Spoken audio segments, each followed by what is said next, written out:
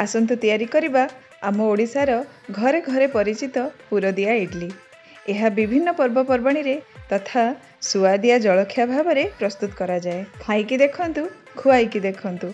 आउ एमिति नुआ नुआ रोसई पाई सब्सक्राइब करंतु मो चैनल नातालीज कुक हाउस को। एबे चलंतु आरंभ करिबा।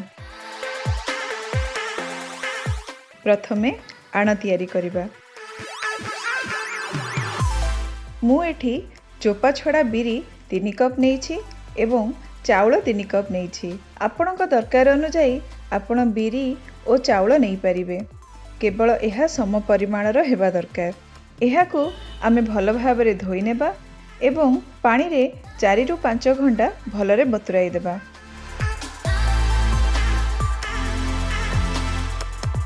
एबे बिरी को आमे चिक्कण करी बाटी नेबा, किंतु चाउल टिके खदड़िया बाटी हेले चलिबो। बिरी बाटिबा परे ताकू गोटिए जगार रखी 2 रु 3 मिनिट पाई फेणई देबा।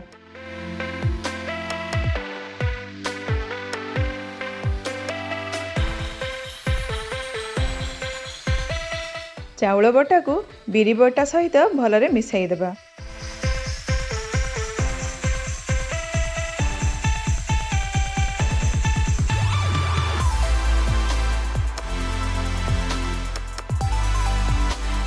आण को घोड़ाई 7 रु 8 घंटा फुलिबा पाई छाड़ी देबा। वर्तमान तैयारी करिबा पुर, जेउटा कि इडली को स्पेशल स्वाद देबो। पुर पाई आमे नेबा कोरा नड़िया पाखापाखि 2 कप, गुड़ आधा कप, दही छेना पाखापाखि आधा कप। दही बदल रे क्षीर छेना मध्य व्यवहार करि परिबे। मु मध्य एठारे क्षीर छेना नेछि। भजा पिस्ता बादाम, काजू एवं किसमिस 1 कप रो 4 भागरु भागे। एबे एही सबु को आमे भल भाबरे मिसाई देबा।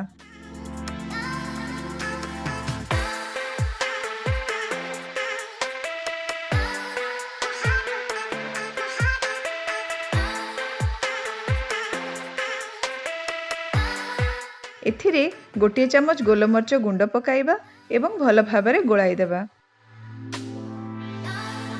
पूरा रेडी। एबे आण रखिबार पाखापाखि 8 घंटा हो सारानी। देखंतु आम आण केमिति भल भाबरे फुली जाइछि। एबे एथिरे 2 चमच लूण पकाई भल भाबरे गोलाई देबा।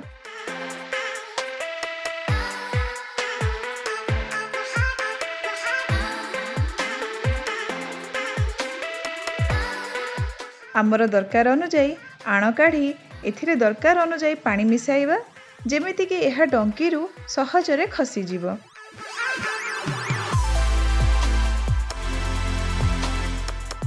एबे एही आण इडली तैयारी पाई प्रस्तुत।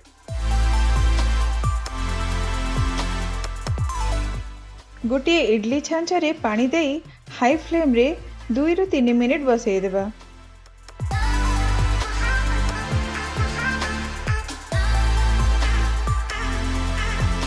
एबे गरम इडली छांचरे सामान्य भावे घी टिके मारी देबा।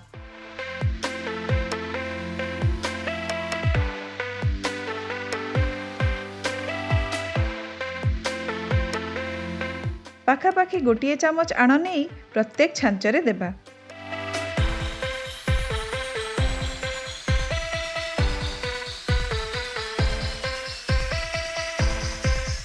एबे एहा उपरे आमे तैयारी करिथिबा पुर को देई टिके टिके दाबी देबा।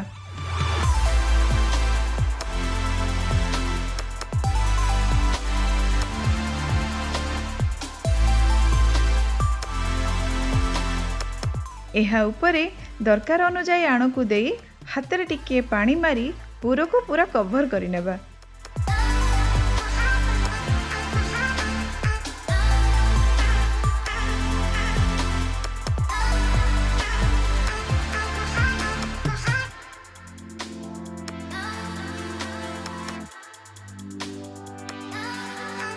एठारे आमे लक्ष्य करिबा दरकार जेपरी इडली अधिका उच्चा न हुए, नहेले यह फुलिकी ऊपर छांचर तले लगी जीवो।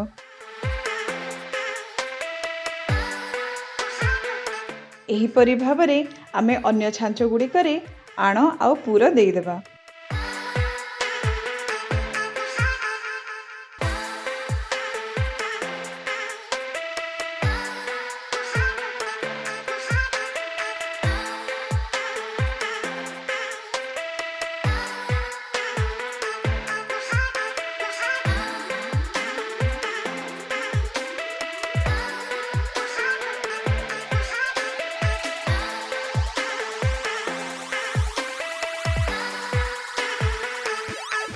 ଏବେ ଛାଞ୍ଚକୁ ଘୋଡ଼ାଇ 10 ମିନିଟ୍ ପର୍ଯ୍ୟନ୍ତ ହାଇ ଫ୍ଲେମ୍ରେ ସିଝିବା ପାଇଁ ଛାଡ଼ିଦେବା।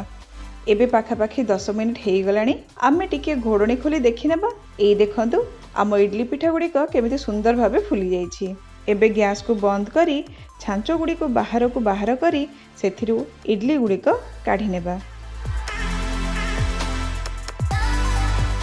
ଏବେ ଆମର ଗରମା ଗରମ ନରମ ସୁଆଦିଆ ଇଡଲି ପିଠା ଖାଇବା ପାଇଁ ପୁରା ପ୍ରସ୍ତୁତ।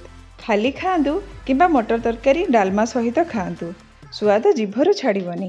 ଏହିପରି ନୂଆ ନୂଆ ରେସିପି ଦେଖିବା ପାଇଁ ସବସ୍କ୍ରାଇବ୍ କରନ୍ତୁ ଏବଂ ବେଲ୍ ଆଇକନ୍କୁ କ୍ଲିକ୍ କରନ୍ତୁ।